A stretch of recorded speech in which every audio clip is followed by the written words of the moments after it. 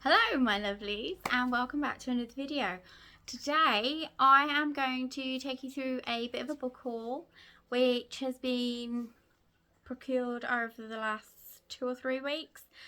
I know it seems like a lot, however I would like to just point out that they are in sale prices, or they come from The Works, which is a bargain shop for books, I'll say, in the UK. But yeah, so let's see what I got.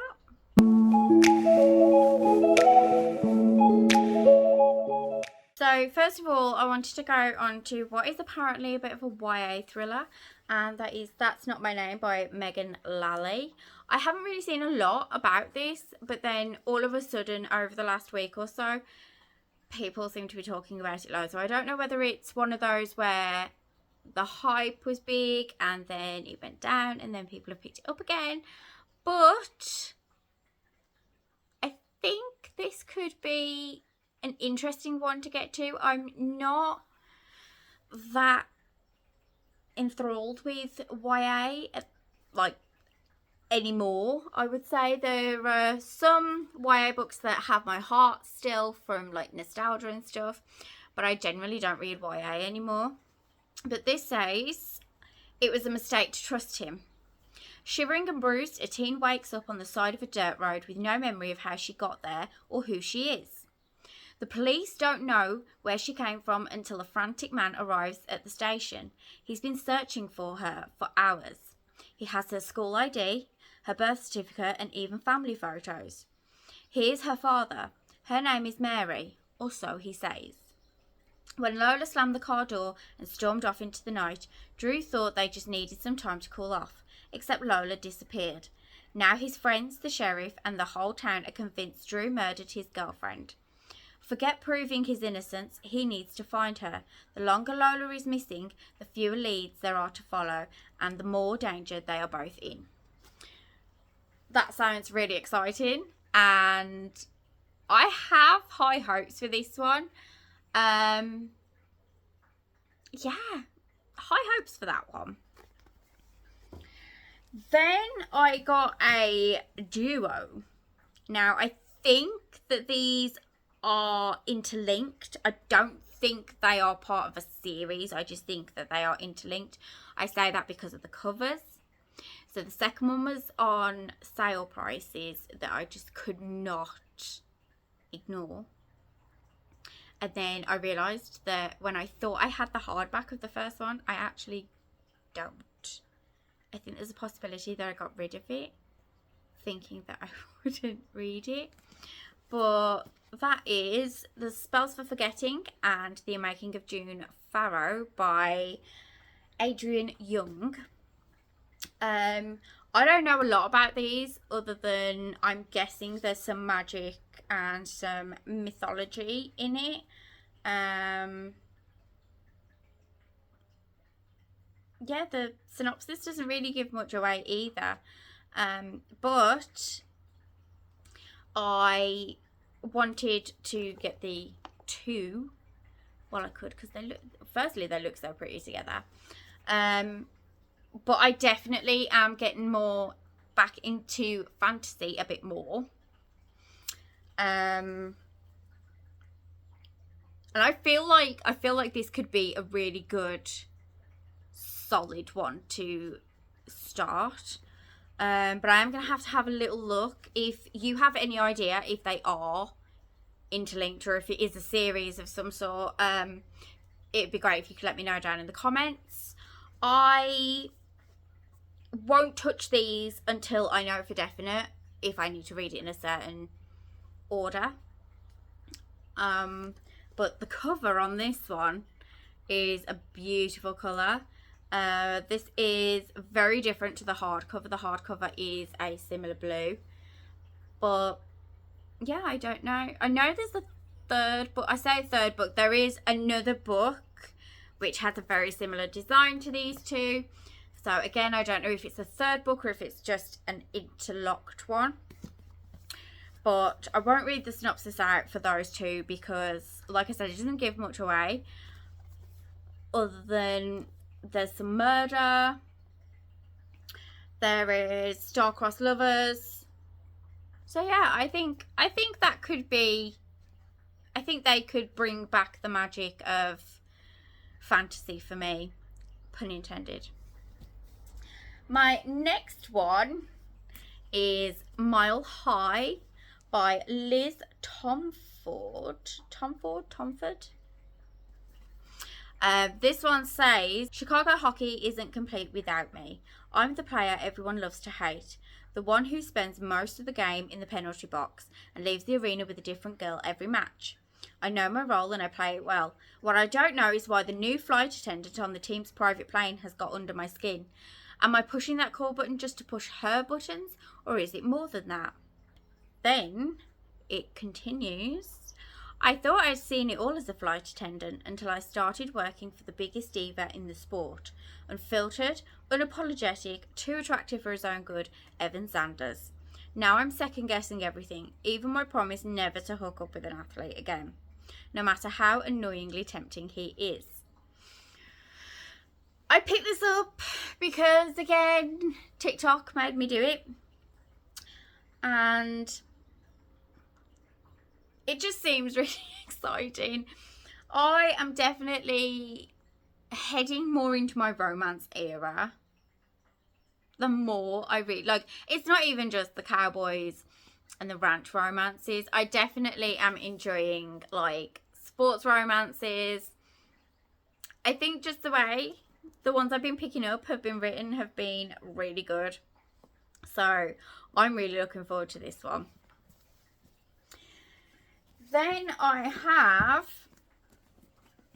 a bit of a deal from The Works, and that is Truth or Beard. And I'm not gonna lie, I just looked at the cover and was like, that sounds good. And the sprayed edges. Yeah, so this is Truth or Beard by Penny Reid. It says, falling for the wrong twin never felt so good. Identical twins, Beau and Dwayne Winston, might share the same devastatingly handsome face, but where Beau is outgoing and sociable, Dwayne is broody and reserved. That's why perpetually level-headed Jessica James has been in naive and unhealthy infatuation with Beau for most of her life, while Dwayne and Jessica have always been adversaries. She can't stand him, and she's pretty sure he can't bear the sight of her. Already we know how this is going to go. But after a case of mistaken identity, Jessica finds herself in the middle of a massive confusion kerfuffle. She's spent her whole life paralysed by the fantasy of Beau and her assumptions of Dwayne's disdain. So now that she knows she's been wrong all along, she's unprepared for the reality that is Dwayne's insatiable interest and his hot looks and hot hands and even hotter kisses. She always thought she knew her own mind, but as Jessica finds herself drawn to the man who's been her sworn adversary for years, how much of her heart is she willing to risk? This apparently it is a special edition, which I didn't know. So it has character art and the map of Green Valley, bonus scenes, and more. Oh, okay, so we've got character art there. And then, oh, and it is signed. It's like a printed sign. And then the map of Green Valley. I think that's really cute. I'm going to flip quickly. So we do have pages where there is characters. And we have bonus features.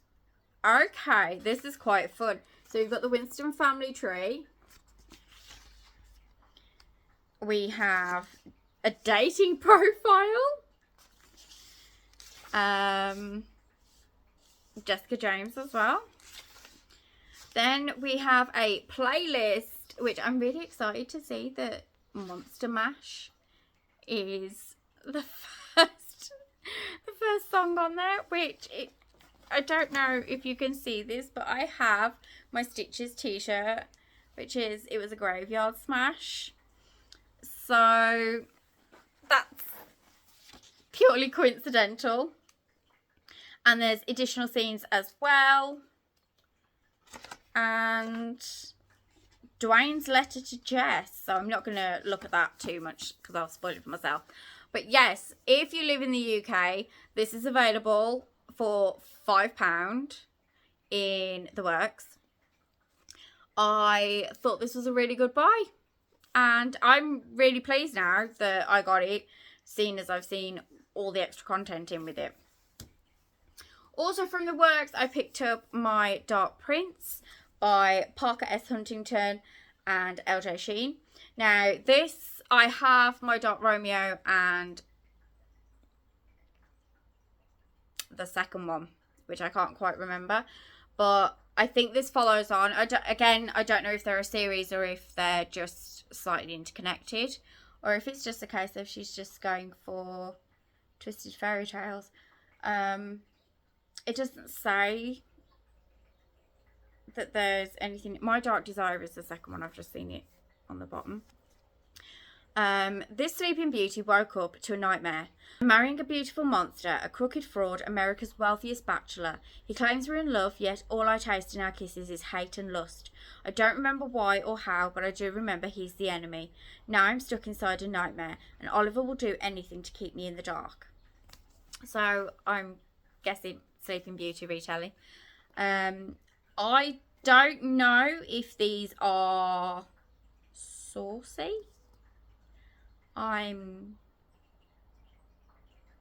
If I'm honest, I haven't heard anything about any of these books.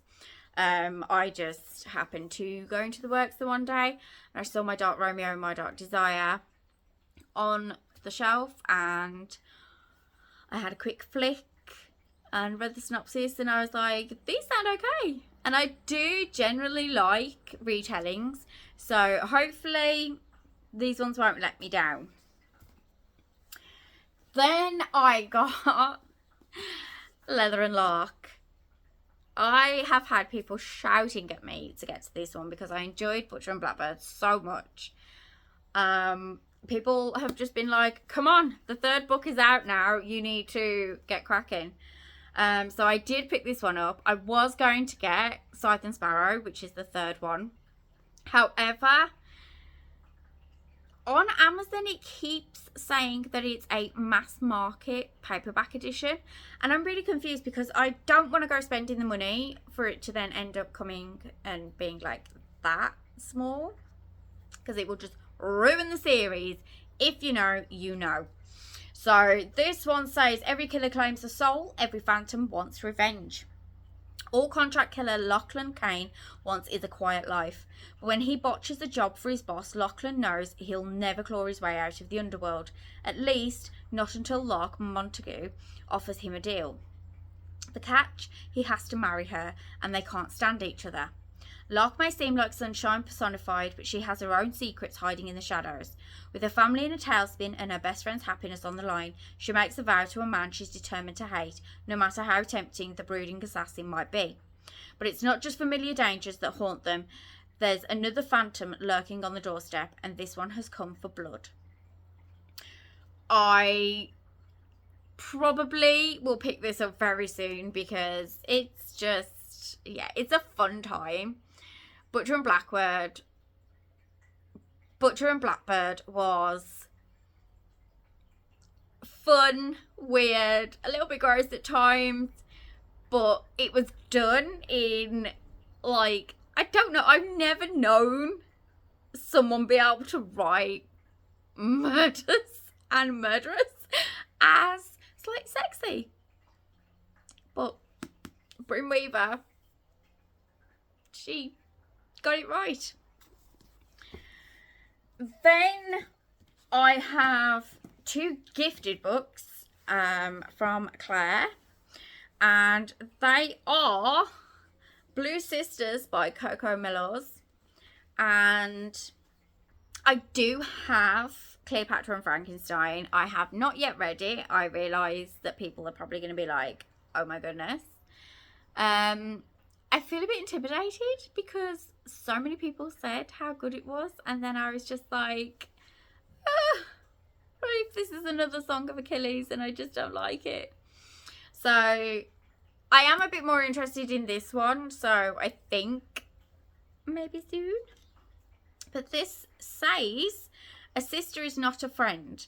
You're part of each other right from the start. The Blue Sisters have always been exceptional and exceptionally different. Avery is a straight-laced lawyer living in London, though she's keeping secrets that could undo her perfect life forever. Bonnie was a boxer turned bouncer in LA, and one reckless act has driven her out of the city. Lucky's hard-parting ways are finally catching up with her in Paris. Then there was Nikki, the beloved fourth sister, whose unexpected death a year ago left the others reeling. When the three remaining sisters reunite in New York to attempt to stop the sale of their childhood home, they find that it's only returning to each other that they can navigate their grief, addiction and heartbreak and learn to fall in love with life again. I feel like I want to start this now. But I'm really excited to see how that turns out. I think that will be quite a good, maybe a little bit sad in places, but generally a feel-good one. Definitely for spring/summertime. So I've got this at the right time, I think. So thank you to Claire for that one. And once again, thank you to Claire for Boys with Sharp Teeth by Jenny Howell. I hadn't heard of this one at all. Sorry, it came a little bit bent up. Amazon are not looking after their books. 17-year-old Marion James has spent her entire life living in the shadow of the exclusive Huntsworth Academy, and when her cousin's dead body is found in a creek on school property, Marion knows exactly who's to blame: Adrian Hargraves and Henry Wu, the dangerously alluring leaders of the school's social elite. Swapping her ripped jeans for a school skirt, Marion infiltrates Huntsworth to seek justice. But her request is quickly muddied by a confusing attraction to her new life and to the two dysfunctional and depraved boys who somehow understand her better than anyone ever has. When Marion uncovers an otherworldly secret the boys are hiding, the lines between right and wrong, love and hate, and nightmare and reality begin to crumble, and nothing is as it seems. So it also says, a deliciously dark tale of revenge, sinister privilege, and forbidden desires. So, to me, that says, oh, why choose? And I'm here for that. However, I am also here for the fact that it sounds a little bit like Dark Academia, which is my thing. It's my jam. So, really excited to get to this one. Yeah. I'm just really excited. And Henry Wu, I'm assuming. Hello, Henry Wu. Yes. Just yes. We are on board with that one. Then my final book of this book haul is one I have seen so many people recently, especially since I've upped my time on TikTok. I'm intimidated. I'm worried I'm not going to like it. I'm worried that there's going to be a lot of moments where I'm either going to cry or I'm going to be like, what is this? But that is The Binding 13 by Chloe Walsh. It's huge. Nobody told me how huge this book was. When this came, I was like, I didn't order 2 books. And it was like, no, you ordered 1. A chunky one. Nobody told me how big it is. But I have heard that it's a really quick read. So this is the first in the Boys of Tommen. Johnny Kavanagh has everything going for him. Primed for stardom, on the rugby pitch he's a force to be reckoned with. Nothing will stop him hitting the heights, not even the shy new girl at Tommen College with sad eyes and hidden bruises, the one that distracts him as no one ever has. Life has never been easy for Shannon Lynch. She arrives at the prestigious private school, praying for a fresh start, desperate to shake off the demons that plague her. On her very first day, she encounters the notorious Johnny Kavanagh. Instantly drawn to him, Shannon finds herself once again the target of bullies as she forms a fragile alliance with rugby's rising star. But as they fall into a complicated friendship and grapple with their undeniable chemistry, Johnny and Shannon cannot foresee the obstacles that will threaten their blossoming relationship. And it also says that it includes a brand new bonus chapter, and meet the irresistible boys of Tomham and feel the emotional power of first love like never before in the epic series from the TikTok sensation Chloe Walsh. It is. I'm hoping it's going to be a TikTok sensation. Otherwise, I will only accept payment in the form of books. But that is it. So I have a nice hefty chunk of books that need a place to stay. However, I did unhaul books.